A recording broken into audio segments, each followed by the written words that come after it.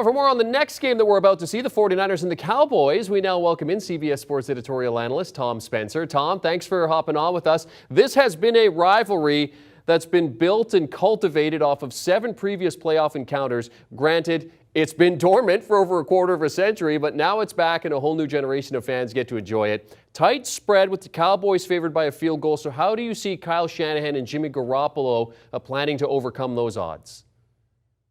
Well, Jeremy, big picture, these two franchises won 10 of the first 30 Super Bowls, and I'm actually a Bay Area native, so I had a chance to go to several of those games in the 90s, and it was intense. And I wouldn't be surprised if this is the jumpstart to a new set of playoff encounters, because both these teams are loaded. The franchise that wins today wouldn't surprise me to see them make a run towards the Super Bowl. The franchise that loses, on the other hand, wouldn't surprise me at all to see them back next year making a run. But, of course, that doesn't make losing fan bases feel very good. And for the 49ers, their task is to keep the momentum that they've had going over the last 9 games. And they've got a lot of players to spread the ball around. Kyle Shanahan and Jimmy Garoppolo, you saw right there, 33 and 15. They just win football games together. Kyle's an interesting guy. He's a brilliant mind. Of course, his father was the offensive coordinator for the 49ers in the early 90s when they were playing Dallas. Of course, went on to win Super Bowls in Denver. And Kyle was telling us the other day, Jeremy, that he couldn't sleep. So in the middle of the night, he got up and watched the 1994 NFC Championship. And he wanted to present to his players all the Hall of Famers that were on the field at that time in this rivalry. And that, he feels like, is happening today. And on his side of things, Jimmy Garoppolo, who's been completing 70% of his passes here over the last 4 to 6 weeks, playing efficiently. He's got the thumb injury that's still a problem, a lot of pain. He's had to change his throwing motion. He's had to change his grip on the football. So basically, when Garoppolo does not throw interceptions, of course, this applies to a lot of quarterbacks in the NFL. This year, the Niners are 7-0. It's a pretty simple formula. If you don't turn the football over today against Dallas, who's outstanding at creating turnovers, number 1 in the NFL, the 49ers feel like they can win this game. It's certainly impressive from Garoppolo, considering that he's had to change his grip to throw football. If you're throwing a football, it's not an easy thing to have to change your grip and get the same amount of production. Deebo Samuel, let's talk about him. He's listed as a wide receiver, but he's really become a Swiss Army knife in pads. He's able to do so many things for the 49ers, made NFL history this season with his rushing prowess. How does what they do with Deebo affect what they can do on offense? Yeah, Kyle was talking about this yesterday, and if you watched the game last week, Jeremy, he threw a pass for a touchdown. He lines up at running back. He had over 100 yards receiving, and he was their primary kickoff returner, okay? This man does everything.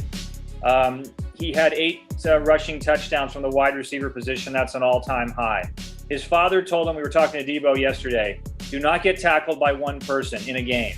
So Deebo Samuel has taken that mantra and that mindset, and he runs over people. It takes multiple tacklers to bring him down. And what Kyle was talking about, which makes a lot of sense, is by putting him at the running back position, it's taken a lot of stress off him as a play caller, because when he's just lined up at wide receiver, you're trying to figure out ways to get him the football. Now that he's in the backfield, the variety of ways they can do it through motions, through handoffs, quick screens, jet sweeps, and then just traditional pass formations makes him very, very lethal. So obviously Dallas is going to be paying a lot of attention to him, but he's not like one guy that you can just put your best cornerback on the entire game, like maybe put a Jalen Ramsey or a Trayvon Diggs and say, shut this guy down. He is too versatile and causes too many problems for opposing defenses. And again, I would expect Deebo to play a huge role in this game if San Francisco is going to win.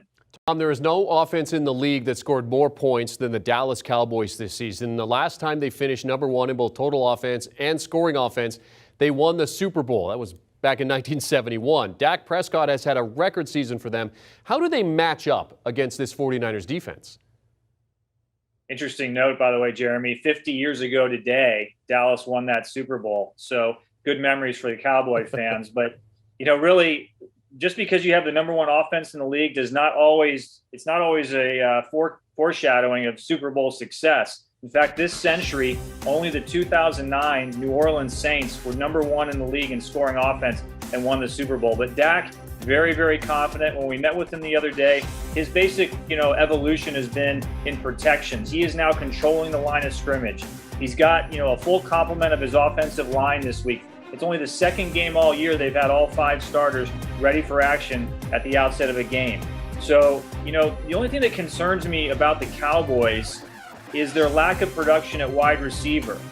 Dak, of course, is playing at a high level and has done so all year. Amari Cooper has had his second fewest receptions in the NFL this season.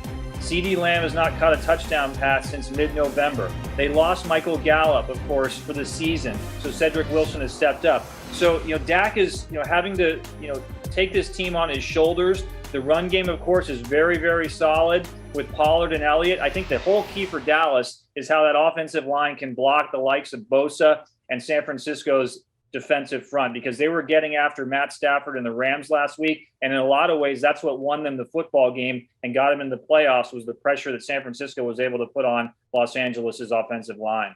Yeah, let's talk about that pressure. 49ers standout pass rusher Nick Bosa doing what you don't want to do ahead of a big game necessarily, especially a rivalry game, giving the Cowboys some bulletin board material. Bosa saying, well, he respects the Cowboys O-line. He said they are beatable. Take a listen. I think they're both very solid players. Obviously, Tyron's had a Hall of Fame career, I think. And him and Trent have been the best tackles in the league for a long time. But they're definitely beatable. There's tape on them getting beat, and we're trying to do the same. But they've definitely been in and out of the lineup a lot this year and the past years. So just game plan is to make them work. Tom, I would hope that every team every week is trying to find ways to beat the opposition line play, but thoughts on his comments there? Well, they're a confident team, and they have every reason to be. And, the last 9 games, they have 30 sacks and 15 takeaways. So I think Bosa is simply expressing what the 49ers feel in general.